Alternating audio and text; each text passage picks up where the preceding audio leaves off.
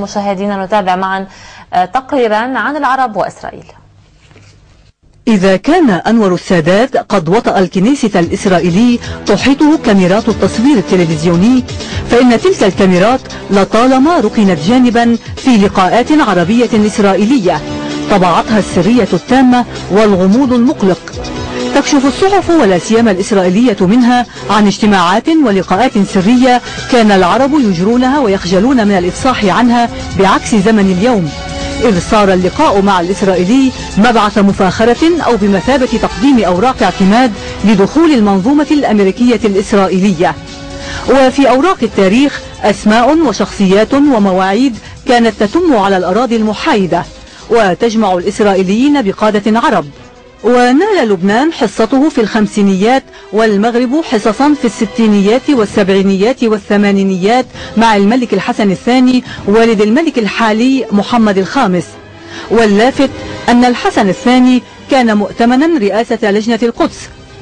يقلب التاريخ صفحاته فيكتشف أن أول لقاء إسرائيلي سعودي حصل عام 1939 في لندن بين الأمير فيصل عندما كان وزيرا للخارجية ووفد يهودي كان يحضر مؤتمرا حول القضية الفلسطينية.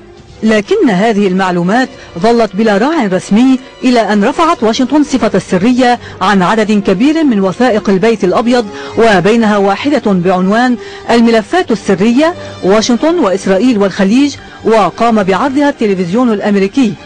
وأهم ما فيها أن الملك عبد العزيز واجه محنة صعبة هددت العرش السعودي نتيجة انخفاض عائدات الحج الضوئي والفردي.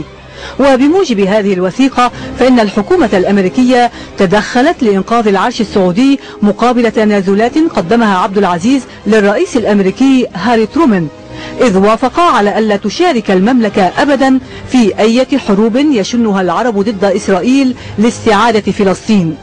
ظل الكتمان أقوى من الإعلام، وبقيت الوثائق السرية يخرق سيادتها صحفيون تمكنوا من الوصول إلى ردوهات الاجتماعات من دون أن يفوزوا بتفاصيلها، كإعلان سيمور هيرش في نيويورك عما سماه بالعناق الاستراتيجي الجديد بين السعودية وإسرائيل.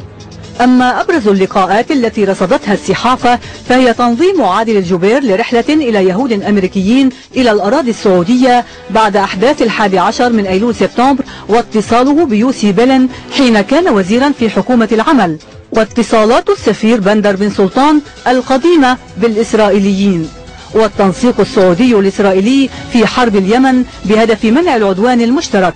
ولا تنتهي المؤلفات عند اعتراف رجل الأعمال السعودي عدنان خاشقجي في عيد ميلاده 55 عندما قال ليدعوت أحرونوت إن عملية موسى لتهجير يهود الفلاشة الإثيوبيين إلى إسرائيل قد تمت في منزله خلال اجتماع سري عقد بمزرعته الخاصة في كينيا عام 82.